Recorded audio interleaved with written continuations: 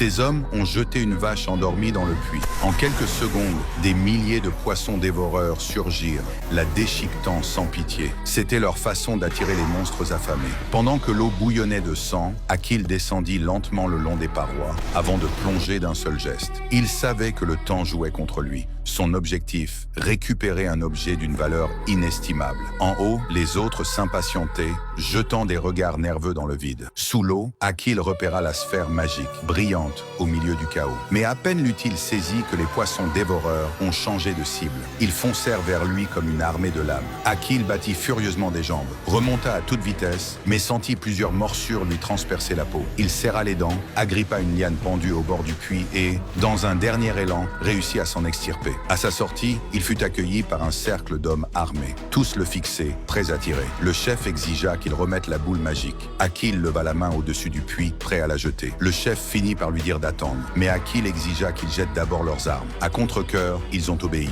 Mais soudain, il reprit rapidement un pistolet. Les coups de feu éclatèrent. Achille tira ses dernières balles, puis tenta de s'enfuir avec le camion des ennemis. Mais avant d'atteindre la route, un coup le faucha net. Il s'écroula par terre. Ainsi s'acheva la légende d'Achille.